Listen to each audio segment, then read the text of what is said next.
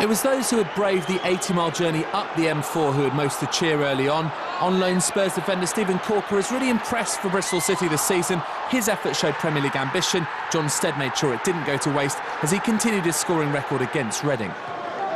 Going behind clearly provided the tonic to wake the Royals up from their festive slumber. Joby McAnuff forcing the save from David James, but the City stopper couldn't stop the follow-up. McAnuff's first goal since October, and Reading were deservedly level. And the hosts would take command before the half was up. Albert Adoma is relatively new to Championship football, and he'll have learnt a lesson about clearing his lines. Shane Long with the muscle and the mindfulness not to go for goal, but to set up fellow Irish striker Noel Hunt, not just a Christmas present, but a birthday one too, on the day that he turned 28. Reading were rampant after the break. Long, who'd recovered from flu to start this match, had the perfect chance to add to the tally here, with the City defence all over the place, but not to be. The chances kept coming. Long evading his marker Christian Ribeiro, but James stood tall. Still, after a delightful through ball from Alex Pearce, Long finally got the goal his performance deserved, to make it 3 and to make sure for the 8th year running that Reading wouldn't get beaten on Boxing Day. Marley midfielder Jimmy Kebe was again showing flashes of the kind of form that has seen him terrorise Championship defences this season. James managed to cut out the threat on this occasion, but Reading's front two were both there ready to pounce. And in fact, they combined once again late on. Hunt to Long, Long again showing his physical qualities. Reading's 4th of the afternoon, his 4th in 2 games, and 4-1 is a job well done.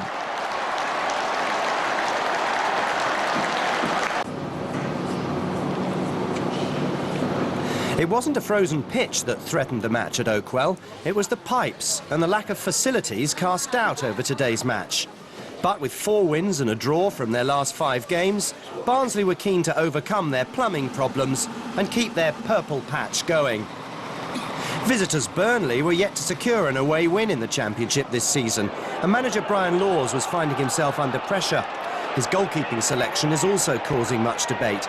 Lee Grant is yet to keep a clean sheet in the league this season, and he was again picking the ball out of the net after 25 minutes. Adam Hamill, the scorer.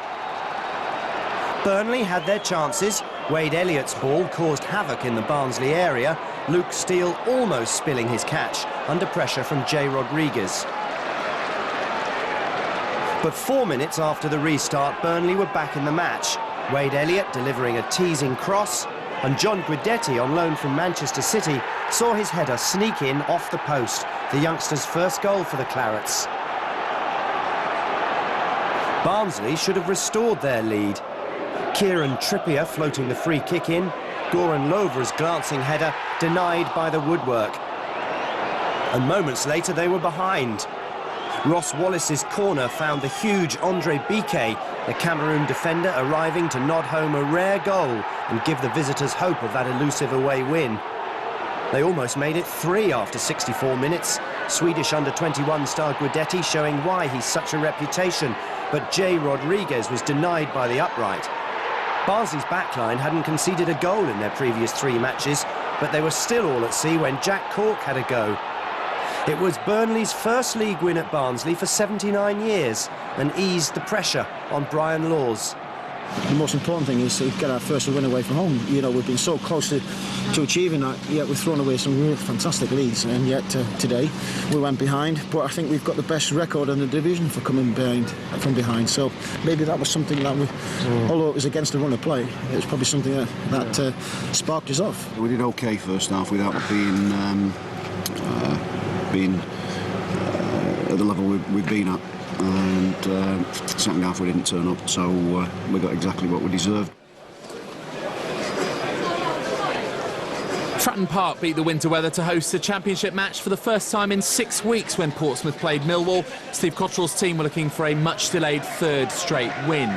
But if you're looking for Christmas spirit, perhaps look away now. Aaron McQuenna with a less-than-friendly challenge on Steve Morrison inside the first 2 minutes. Morrison's teammates incensed, but it was just a booking. Winger Jason Punchin, on loan at Millwall from Southampton, had more motivation than most to put one over his parent club's biggest rivals, and he almost put the Lions ahead early on. Jamie Ashdown with the point-blank save. At the other end, Ricardo Roca's searching ball caught the visiting defence unawares temporarily. John Utaka, though, denied by a combination of defender Tony Craig and keeper David Ford. Millwall had lost their previous 4 meetings with Portsmouth, but were having the better of this first half. Liam Trotter could hardly have come closer. James Henry, though, should really have done better. Less than half an hour had been played when Punchin's ball set up Alan Dunn. The standing captain couldn't beat Ashdown, but Trotter was well placed to follow up. Millwall's decent recent away form looking set to continue. David Nugent is in talks to extend his Portsmouth stay beyond the end of the season. He started and finished the move after the break. Nugent probably wasn't expecting to be involved again after firing Liam Lawrence, but the ball eventually came back out to him. He did his job. Unfortunately for Pompey, so did the assistant referee. Goal disallowed. Roared on by a raucous Boxing Day crowd, the home side pressed for the equaliser. Hayden Mullins trying his luck on this occasion. He wasn't too far away from adding to his 2 goals for the season so far. Liam Lawrence scored the only goal in Portsmouth's win at the Den in October, and when his corner came back out to him, it's fair to say he couldn't quite find the finish he was hoping for. But it didn't matter as Nugent pounced to head past forward for a goal his team had fully deserved. 1-1 it finished.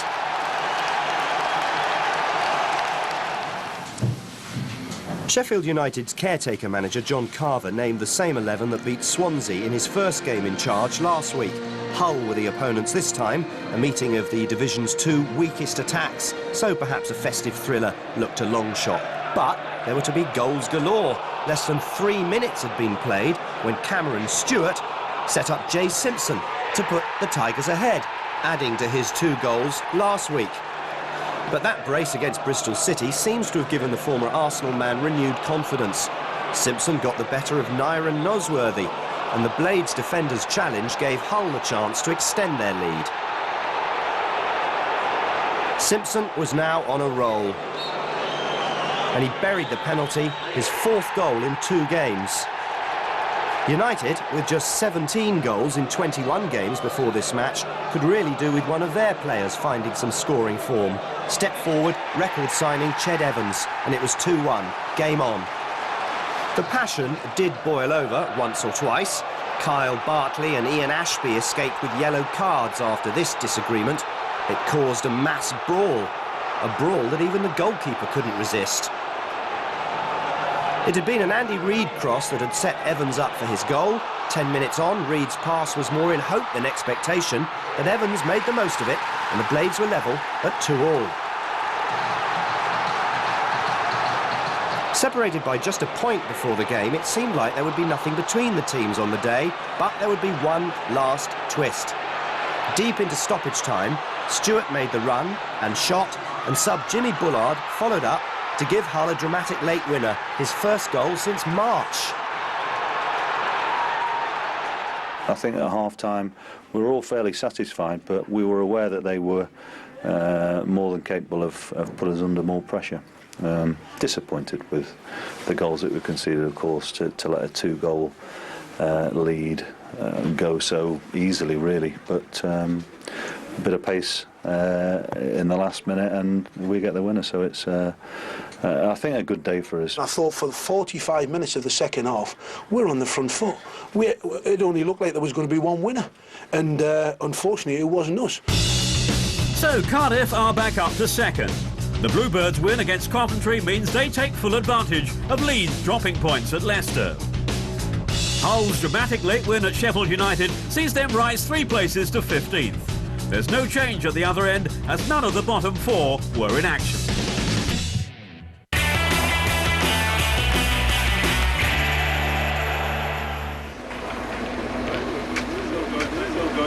Only 1 game survived the winter weather in League One. That was in West Yorkshire, where Huddersfield hosted Hartlepool. Both teams have been on good runs of late, but it was the visitors who took the lead thanks to Leon McSweeney. This was only the 2nd league goal of the season for the Irishman. It could have been more, but for this unbelievable miss by Armand Bjornsson. The Icelandic substitute won't want to see this one again. It didn't matter though in the end, as Hartlepool held on for a 3rd straight win. So Huddersfield missed the chance to go second in League One. Hartlepool's win, meantime, lifts them into the top half of the table. With no other games played, there's no change at the bottom, where Bristol Rovers, Dagenham, Walsall and Yeovil occupy the relegation places.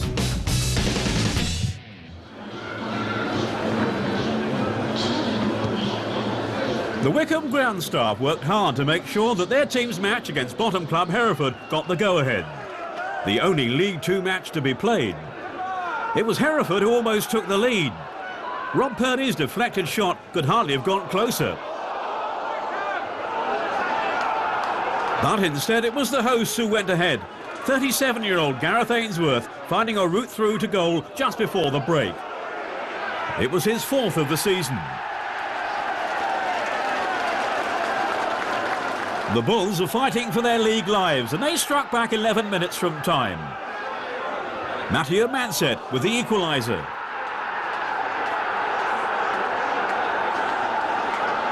But there was still time for one more goal, and it was scored by the home team. Ben Strevens breaking the Bulls' hearts with 3 minutes to go. 2-1 it finished to the Chairboys. That win lifts Wycombe one place up to 5th. It's tight at the head of League Two, where just 5 points separate the top 6 teams. Hereford remain rock bottom of the Football League. They have a real battle on their hands to preserve their current status. Our goal of the week comes from QPR's Adel Taarabt against Swansea. Yet another contender in the Moroccan's own personal goal of the season competition. Next week on the show, a meeting of two sleeping giants, Leeds and Middlesbrough. And Watford hope to claim another big scalp when they take on Portsmouth. See you then.